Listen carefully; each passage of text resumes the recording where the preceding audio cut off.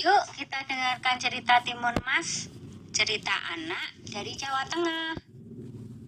Pada zaman dulu kala, hiduplah sepasang suami istri. Mereka adalah petani yang tinggal di sebuah desa di dekat hutan. Mereka hidup bahagia. Sayangnya, mereka belum dikaruniai seorang anak. Setiap hari mereka berdoa kepada Yang Maha Kuasa agar segera dikaruniai seorang anak. Suatu hari, seorang raksasa melewati tempat tinggal mereka. Raksasa itu kemudian memberi sebuah biji mentimun. Tanamlah biji ini, nanti kau akan mendapatkan seorang anak perempuan, kata raksasa. Terima kasih raksasa, kata suami istri itu. Tetapi ada syaratnya. Pada saat usianya 17 tahun, kalian harus serahkan anak itu kepadamu, saut raksasa. Tanpa pikir panjang, mereka segera menerima biji itu dan menyetujuinya. Suami istri itu kemudian menanam biji mentimun itu. Setiap hari mereka merawatnya dengan baik. Beberapa bulan kemudian tumbuhlah sebuah mentimun yang berwarna keemasan. Buah mentimun itu semakin lama semakin besar dan berat. Ketika masak, mereka memetiknya. Dengan hati-hati, buah itu pun mereka potong. Betapa terkejutnya mereka, karena di dalam mentimun itu ada seorang anak bayi perempuan yang cantik dan lucu. Tahun demi tahun berlalu, Timun Mas tumbuh menjadi gadis yang cantik jelita. Kedua orang tuanya sangat bangga padanya.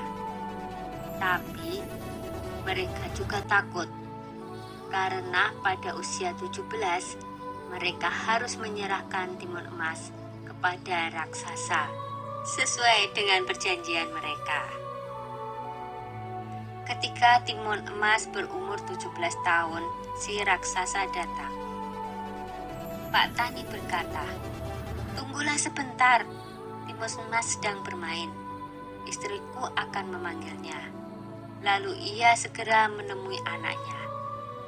"Anakku, ambillah ini," kata Pak Tani sambil menyerahkan sebuah kantong kain. "Ini akan menolongmu melawan si raksasa. Sekarang, larilah secepat mungkin." Timun Mas pun segera melarikan diri.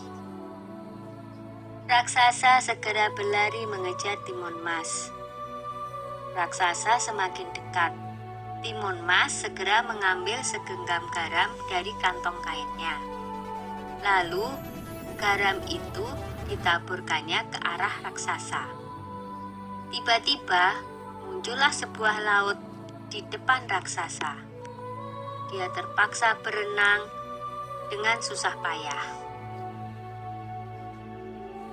Timun Mas berlari lagi, tapi kemudian raksasa berhasil mendekatinya.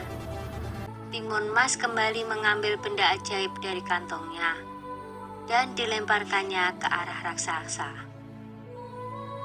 Seketika muncullah pohon dengan ranting dan duri-duri tajam menghalangi si raksasa. Raksasa berteriak kesakitan. Tapi raksasa itu sungguh kuat dan terus mengejar Timun Mas. Maka Timun Mas pun mengeluarkan benda ajaibnya yang ketiga. Ia menebarkan biji-biji mentimun ajaib. Seketika itu pula, tumbuhlah kebun mentimun yang sangat luas. Sampai akhirnya, Timun Mas melemparkan benda ajaib terakhirnya, yaitu segenggam terasi udang yang berubah menjadi danau lumpur yang sangat luas.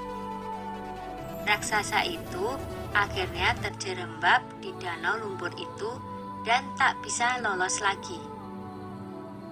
Timun Mas selamat dari kejaran raksasa. Timun Mas pun kembali ke rumah orang tuanya. Ayah dan ibunya sangat senang melihat Timun Mas berhasil selamat. Sejak saat itu, mereka hidup bahagia bersama-sama. Sudah dulu ya cerita Timun Masnya. Jumpa lagi.